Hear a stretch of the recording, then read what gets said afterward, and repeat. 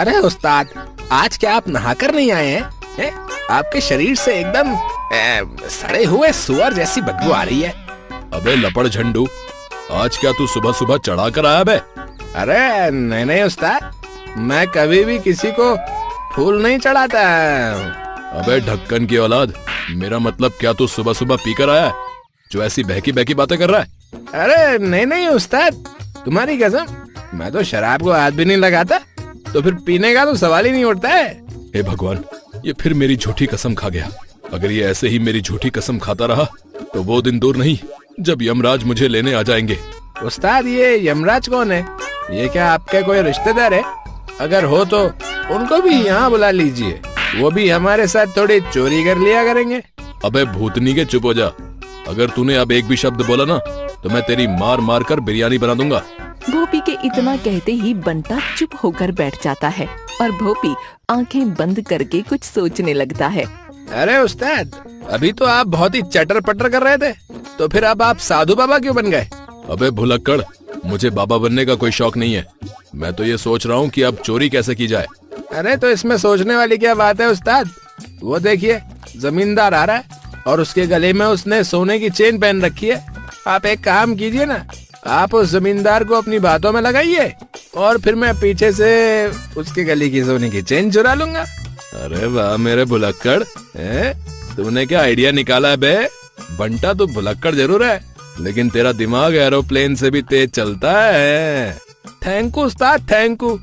अब चलिए, वरना वो जमींदार अपने हाथ से निकल जाएगा। अरे प्रणाम जमींदार साहब, इतने ठुमक ठुमक कर कहाँ जा रहे हो? जमींदार को पता था कि भोपी एक बहुत ही बड़ा चोर है और फिर वो कड़क आवाज में भोपी से कहता है, तुमसे मतलब? भाई मैं कहीं भी जाऊँ, तुम होते कौन हो मुझसे ये सब पूछने वाले? मैं तुम्हें अच्छे से जानता हूँ कि तुम एक बहुत बड़े चोर हो, लेकिन तुम्हारा वो लपटी दोस्त बंटा कहीं नजर नहीं आ रहा।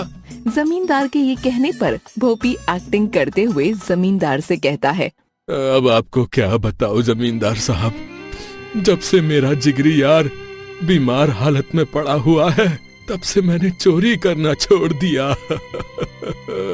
अरे भाई, तो इसमें रोने की क्या बात है? अगर तुम सुधर गए हो तो ऊपर वाला तुम्हारी मदद जरूर करेगा, और देखना तुम्हारा वो जिगरी यार बंटा बहुत ही जल्द ठीक हो जाएगा। इतना कहकर जमींदार भोपी को गले लगा लेता है और इतने में ही बंटा पीछे से आकर जमींदार के गले की सोने की वो चेन निकाल लेता है। अरे वाह, आज तो बड़ा हाथ मारा है। इस सोने की चेन को बेचकर हमको अच्छे पैसे मिल जाएंगे। हाँ तो ठीक है जमींदार साहब, अब मैं चलता हूँ, मुझे बंटा के लिए दवाइयाँ भी लेने जाना है। ठीक है बेटा, मैं भी अब चलता हूँ। तुम बंटा का ख्याल रखना, और किसी चीज की दिक्कत हो तो मेरे पास आ जाना, मैं तुम्हारी मदद जरूर करूँगा। कुछ देर बाद बंटा सब भूल जाता है और वो उस चेन को देखकर कुछ सोचने लगता है। अरे मेरे पास तो एक फूटी कौड़ी भी नहीं थी, तो फिर मेरे हाथ में ये सोने की चेन कहाँ से आई? और ये उस्ताद अकेले अकेले इस जमींदार से क्या बातें कर रहे हैं? अभी जाकर देखता हूँ। इतना कहकर बंटा उस चेन को लेकर भोपी और जमींदार के पास पहुँच जाता है और जमींदार से कहता है, अरे जमींदार साहब, क्या ये सोने की चेन आपकी है? अरे हाँ भाई हाँ, ये सोने की चेन मेरी है, लेकिन ये चेन तो मेरे गले में थी, तो फिर ये चेन तुम्हारे पास कहाँ से आई? भगवान, इस भुलक्कड़ ने ये क्या कर दिया? लगता है ये बंटा का बच्चा सब भूल गया। इसने तो किए कराए पर पानी ही फेर दिया। जमींदार साहब, लगता है ये चेन हवा में उड़कर मेरे हाथ में आ गई थी। खैर ये सब छोड़िए, ये लीजिए आपकी चेन। क्यों रे भोपी, तू तो कह रहा था कि तेरा ये दोस्त बंटा बीमार है, तो फिर ये यहाँ क्या कर रहा है? और ये चेन इसके पास कैसे आई? पता नहीं जमींदार साहब, मुझे तो खुद समझ में नहीं आ रहा कि ये चेन बंटा के पास कैसे आ गई। लेकिन मुझे सब समझ में आ गया है कि ये चेन इसके पास कैसे आई। तुम दोनों ने मेरी सोने की चेन चुराने की कोशिश की, मैं तुम दोनों को छोड़ूंगा नहीं। इतना कहकर जमींदार बंटा और भोपी की जमकर पिटाई करता है। अरे जमींदार साहब, अरे मुझे छोड़ दो, मैंने तो आपकी सोने की चेन ढूंढने में मदद की। अरे उई, अरे तो फिर आप मुझे क्यों मार रहे हो? अरे मम्मी, बंटा के बच्चे, मैं तुझे छोड़ूंगा नहीं। आज तेरे भुलक्कड़पन की वजह से मुझे मार खानी पड़ रही है। अगर अब कभी तुम दोनों ने चोरी की तो मैं तुम दोनों को पुलिस के हवाले कर दूंगा। अब दफा हो जाओ यहाँ से। जमींदार के इतना कहते ही बंटा और भोपी दुम दबाकर वहाँ से भाग जाते हैं।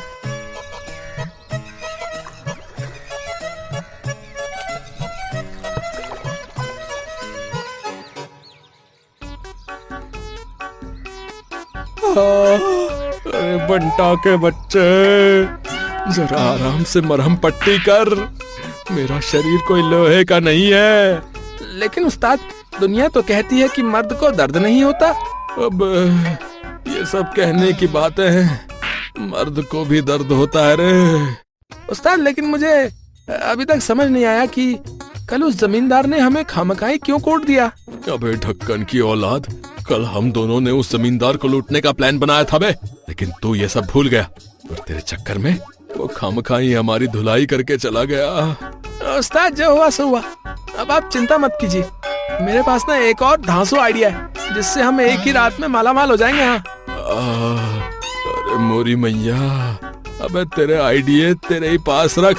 तेरी वजह से मुझे हर बार बलि का बकरा बनना पड़ता है। वो तो अच्छा हुआ कि उस जमींदार ने हमें पुलिस के हवाले नहीं किया, वरना वो इंस्पेक्टर हमें डंडे मार मार कर हमारी चमड़ी उधेड़ देता।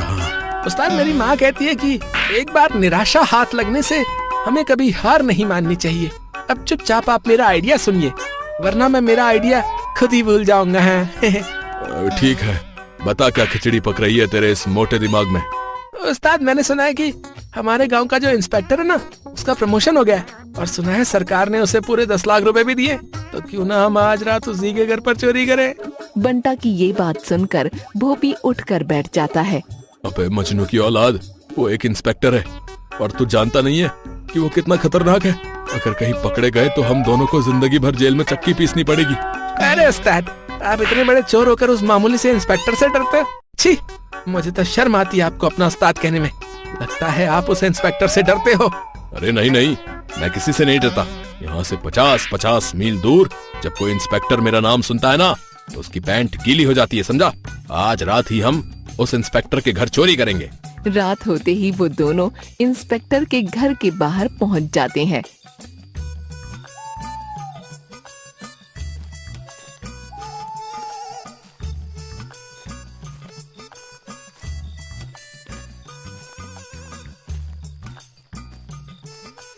उस्ताद, यही वो इंस्पेक्टर का घर है। चलिए अब इसके घर चोरी करने चलते हैं।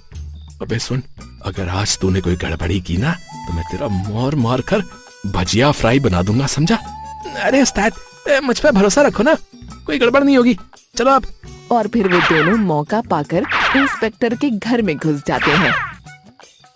अबे बंटा, यहाँ इतना अंधेरा क्यों है बे? कहीं लाइट तो नहीं चली गई?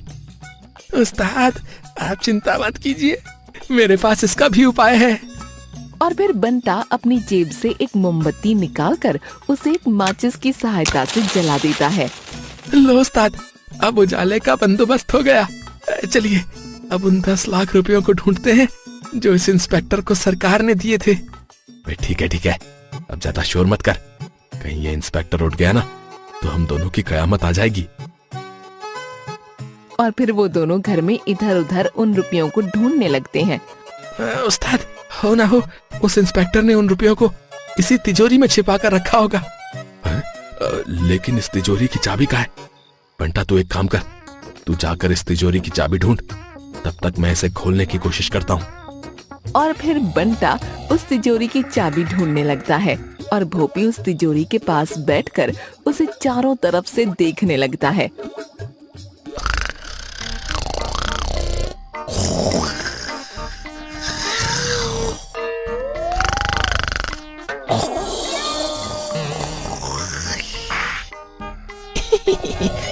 देखा तो इस इंस्पेक्टर को कैसे खर्राटे मारकर सो रहा है। ऐसा लग रहा है जैसे कोई सुअर का बच्चा रो रहा हो। अरे मैं तो भूल ही गया, मुझे तो तिजोरी की चाबी ढूंढनी है। जैसे ही बंटा मोमबत्ती के उजाले से उस तिजोरी की चाबी को इधर उधर ढूंढने लगता है, तभी उसकी नजर तकिए पर पड़ती है जिसके पास तिजोरी की चाबी रखी हुई थी। ये लो उस्ताद, चाबी ढूंढ कर ले आया। अबे ढक्कन, लेकिन मोमबत्ती कहाँ है? यहाँ तो चारों तरफ अंधेरा ही अंधेरा है। अरे मैं तो उस मोमबत्ती को इंस्पेक्टर के तकिए के पास ही भुलाया। उस्ताद आप यहीं रुकिए, मैं अभी उस मोमबत्ती को लेकर आता हूँ।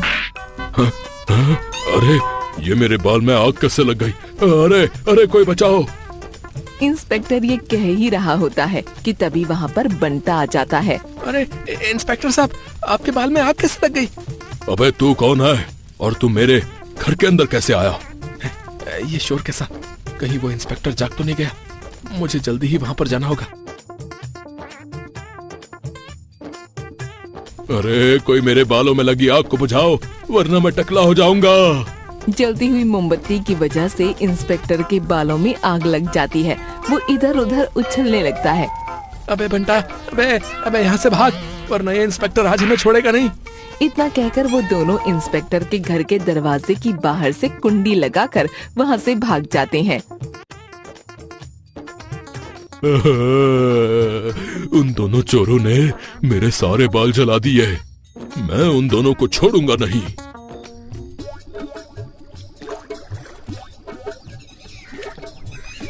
अगले दिन इंस्पेक्टर अपने घर का दरवाजा खोलने की कोशिश करता है, लेकिन उससे वो दरवाजा खुलता नहीं। अच्छा, तो इन दोनों ने घर के बाहर से दरवाजे की कुंडी लगा दी। अरे कोई है, जरा इस दरवाजे की कुंडी खोल दो, मुझे घर के बाहर निकलना है।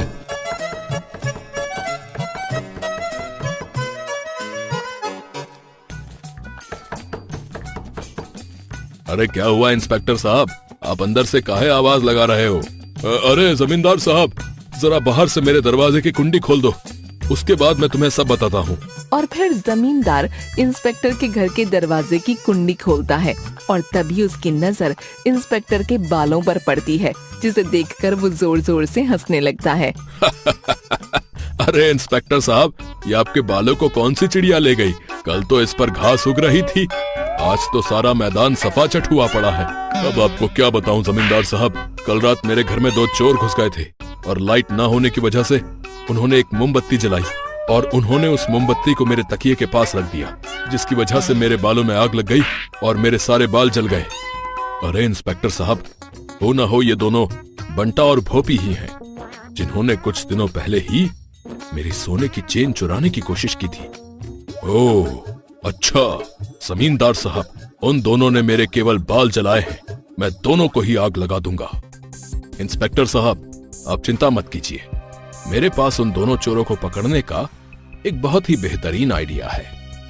अच्छा, जरा मुझे भी तो बताओ, क्या आइडिया है तुम्हारे पास? इंस्पेक्टर साहब, वो दोनों अक्सर एक टपरी पर चाय पीने के लिए जाते हैं। मैं उस टपरी पर भेष बदलकर चाय बेचूंगा और जैसे ही वो दोनों चाय पीने के लिए आएंगे, तभी आप उन्हें रंगे हाथों पकड़ लेना। अरे वाह, अब आएगा ना मजा। ठीक है जमींदार साहब, आप उस टपरी पर भेष बदलकर चाय बेचिए, मैं और मेरे साथी छिपकर उन दोनों का इंतजार करेंगे।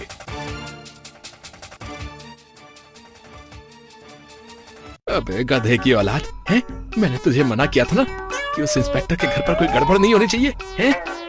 उस्ताद माफ कर दीजिए, मैंने गलती से वो मोमबत्ती उस इंस्पेक्टर के तकिए के पास रख दी, जिसके कारण उसके बालों में आग लग गई और वो जाग गया। वो तो शुक्र है कि हम वहां से भाग गए, वरना वो इंस्पेक्टर हमको जेल में डाल देता। अरे उस्ताद, अब जो हुआ सो हुआ, आप गुस्सा थूक दीजिए। और वैसे भी आज ठंड बहुत तेज है, चलिए हमारी पसंदीदा टपरी पर चाय पीने चलते हैं। ठीक है, चल अब चाय पीने चलते हैं। इतना कहकर वो दोनों उस टपरी पर चाय पीने के लिए चले जाते हैं।